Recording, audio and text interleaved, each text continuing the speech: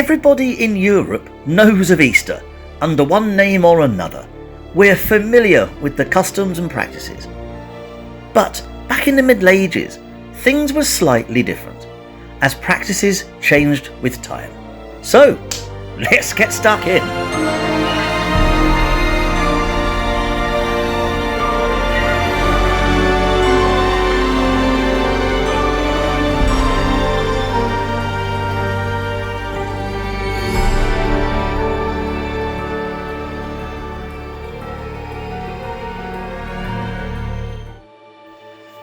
Firstly, I'll have to disappoint a few people. It's not all about chocolate eggs and the Easter Bunny. It's very much about Jesus Christ, his execution and eventual resurrection. It's a deeply religious time, more akin to Ramadan than the Easter we know today. Essentially a long period of fasting, ending in a feast. It was a time of celebration following darkness of winter, a spectacle of joy. So, let's start with the basics. The naming of Easter. The word Easter comes from the Venerable Bede, where he describes a month in pagan England called Eostre. So little is known about this, and so much speculation surrounds this. But we're not here to delve into the mysteries of pagan England. We're here to understand how people in the Middle Ages observed the festival. Besides, it wasn't really known as Easter back then. It was known as the Pesach, the Passover, stemming from old Judaic and Roman roots rather than pagan English. Even in modern times, it's known mostly across European cultures in some form of Pesach or another. Italian? Spanish? French? Only the Saxon English seem to be calling it Easter. So, if we went back to, say, the 13th century and spoke about Easter, for the most part, they probably wouldn't have a clue what you're referring to. It all depends on who you spoke to, really, and what rank in society. Dennis the Peasant? Easter. Reginald Fitzpierce, Baron of Blakeney, Passac. But you head across the channel into Normandy, Flanders, then Easter is just another foreign word. Of course, as the medieval period moves on, the English language in England becomes more prevalent. And by the 15th century, even the king is not only speaking it as a first language, but writing in it. But for the context of this video, I'll make my medieval ancestors turn in their graves like a pig on a spit by referring to the festival as Easter, not Pesach from here on. The medieval mind was a deeply religious mind, as we know. People's lives were built around the church. Easter represented the death and rebirth of Christ and everything connected with it, both physically and spiritually, much like it is today for many Christians. Easter starts off with Lent, a 40-day period of fasting, where you gave up excess. You gave up meat, you gave up dairy, you gave up eggs, plus anything you felt like. After all, this was a spiritual time. You were overindulging on something? Time to pack it in for 40 days. This represented Jesus as he was going through the wilderness, leading a simple life, a sinless life, walking in his shoes. A Christian can connect with this. And the concept of fasting was not unusual back in the Middle Ages. Kings would have to fast for a week as part of the coronation ceremony. Richard and John certainly did. Oh, and yes, I did say eggs were prohibited during fasting. As we all know, chickens lay eggs. They don't need to be fertilized, they just lay them. It just happens. So during the fasting, you'd inevitably get stockpiles of eggs building up over time. Children would play games with these eggs, forming circles and tossing them between each other in a game akin to hot potato, with forfeits should one be broken. All good fun. This stockpiling, no doubt, led to the practice we are familiar with, as eventually these eggs tended to be hard-boiled and painted, decorated.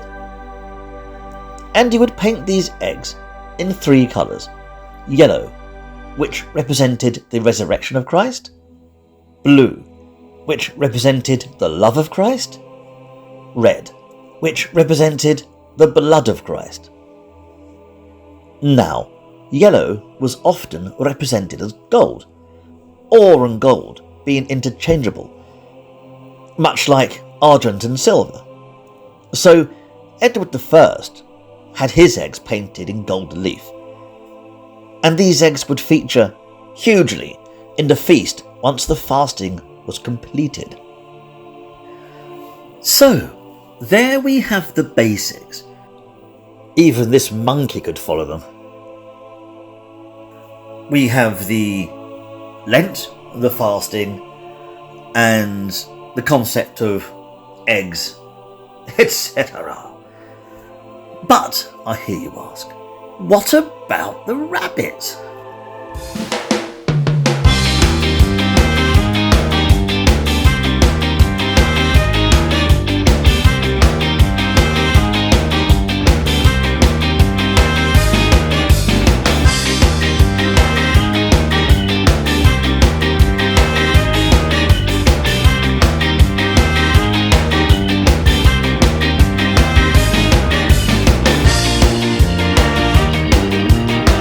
So, what have rabbits got to do with all of this?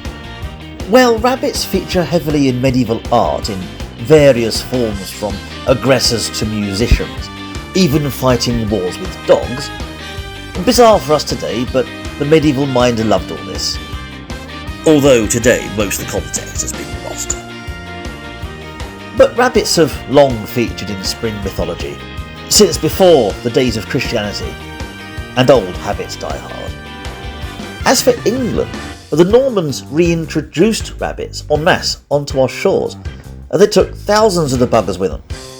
And I say reintroduced as the Romans also gave us rabbits. Hares have always been here. But it was the Normans who gave us the buggers we know and love.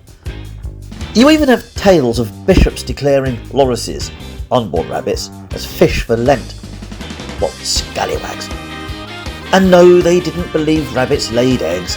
People used their common sense back then. If anything, the image of a rabbit carrying eggs in some kind of basket was created much later. In the Middle Ages, rabbits carried swords. Now, on with the fasting, as so far we've only scratched the surface.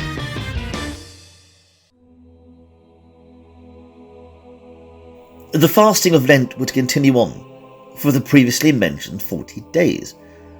But the last 2 weeks were called Passiontide, beginning on Passion Sunday, the 5th Sunday of Lent. This observes the suffering of Christ at the hands of his oppressors. During this time you would see the veiling of all crosses and religious images in the churches, as they were covered in silks. These will be covered until Good Friday. Even statues would be covered until the Easter Vigil. This practice allowed the lay people to concentrate on things like redemption, encouraging them through the difficult time of Lent. And do remember, with the sacraments veiled, there'd be no ceremonies like the Eucharist. Not that the Eucharist was performed much anyway during the medieval period. This really was only for special occasions.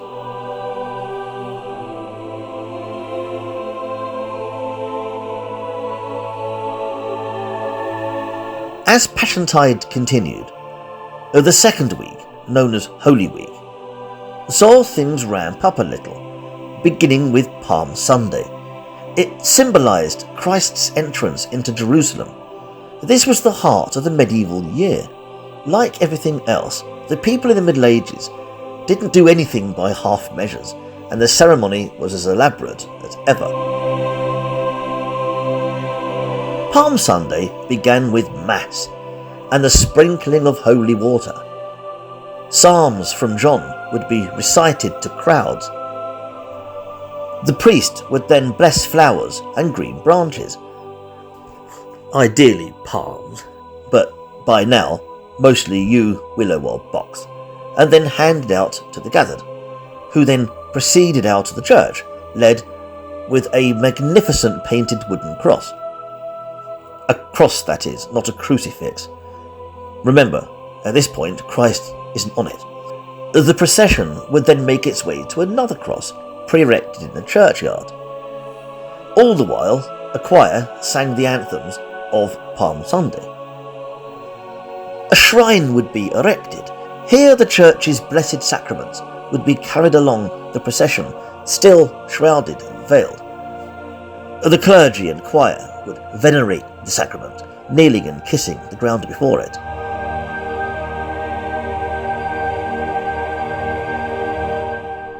In some parts of England, this procession would be over the top to the extreme, complete with wigs and false beards, people depicting the biblical prophets. We always loved a good panto. Various parishes would have their own take on exactly what occurred and what was sung, but here I'm just giving the simple details. I'm just giving the gist. The procession would then make its way back to the church, taking the sacraments with them. Some parishes would take the cross, hold it in front of the door, and demand entry for Christ, akin to the harrowing of hell, which will come later. And it would not be unusual to see a miracle play on this day. Holy Wednesday is where things start to really get interesting. This is where Judas betrays Jesus.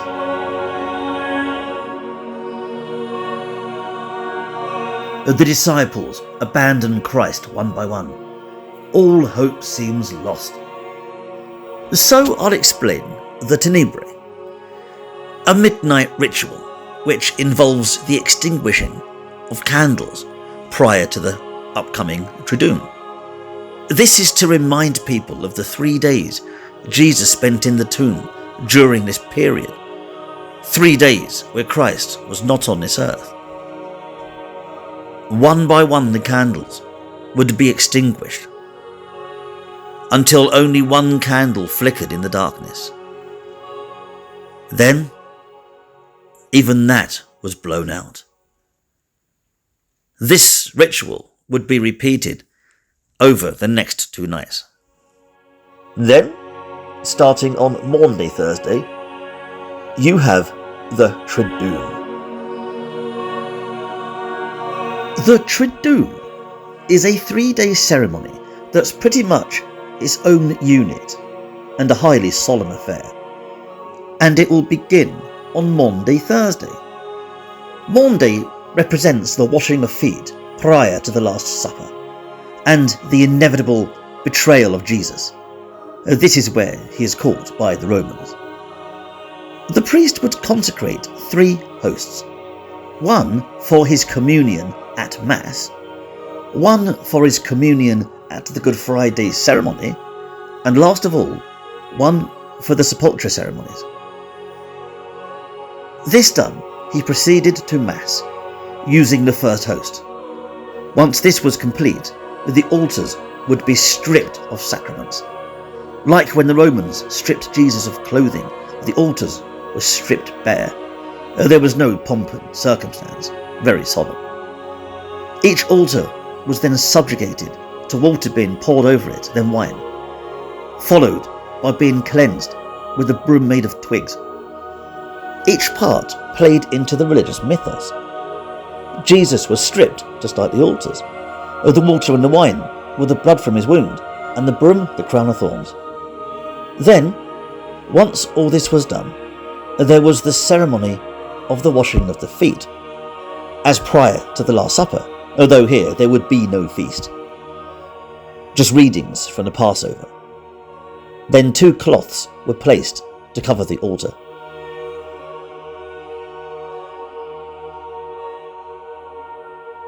Next was Good Friday, the most solemn part of all the Triduum. This is where Christ died on the cross after suffering at the hands of the Romans. On this day there was no Mass. This is a day of mourning, as his final breath drew near. The liturgy was to commemorate the Passion of Christ, the Gospel of St. John. They parted thy garments among them, was spoken, and lo, the cloths covering the altar were parted and removed. More prayers were sung.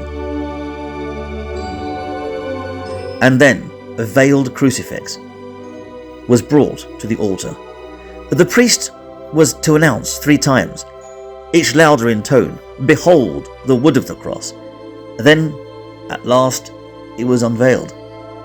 No longer a bare cross, but the crucifixion itself. While Christ hung on the cross, people came to visit him, postellating themselves on the ground in front of him, venerating him. Thus began the tradition of creeping to the cross.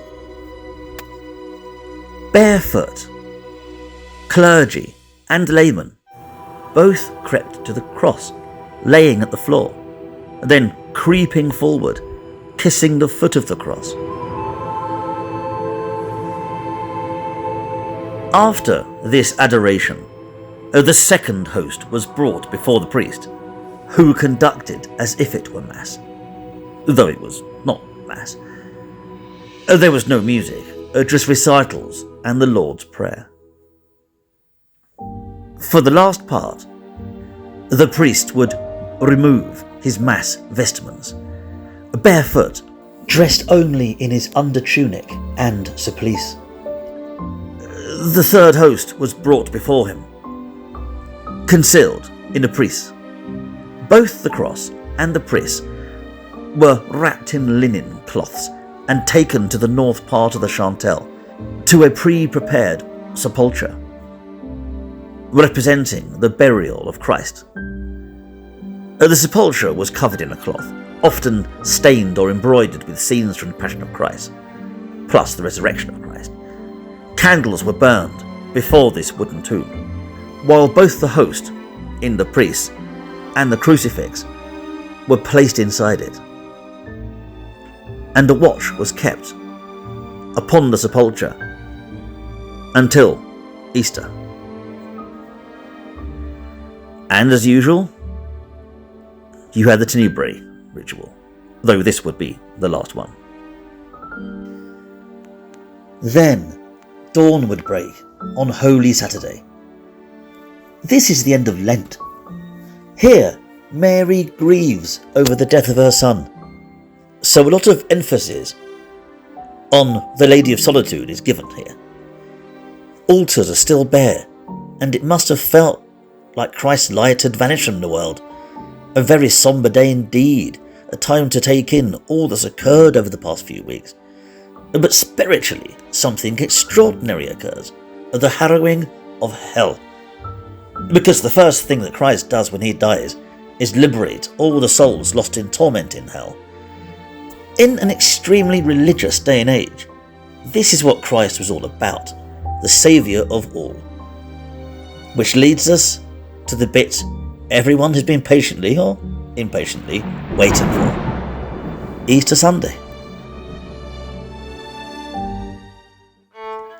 Here, Mary Magdalene returns to the tomb to find it empty.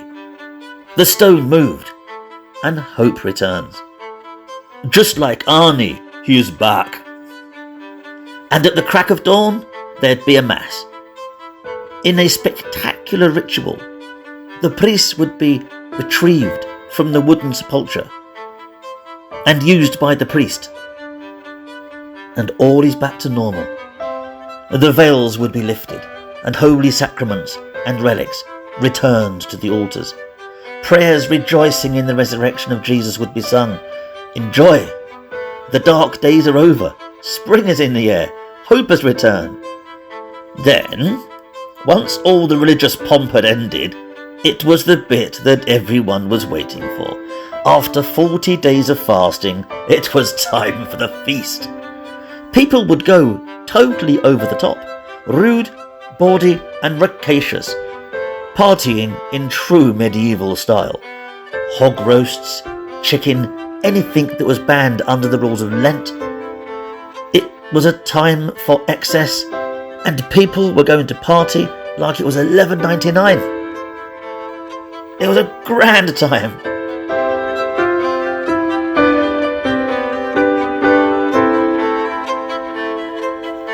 So, there we have it. Easter during the Middle Ages. Some things will have remained the same, others completely different, and different regions developed different customs. Also, it was beginning to change by the 15th century, where the ceremonies of light, for instance, were abandoned. Instead, they had the candles extinguished on the morning of Holy Saturday. And you can guarantee that at the door of the Baron's Hall, there would be the lay clergy, ready to collect any leftovers for alms. After all, even the poorest needed a time to rejoice. Then April emerged and spring was here. There were also other customs that came and went, like the passing of clothes and servants being served by the masters. But one thing remains: we get to pig out in a nice time of excess.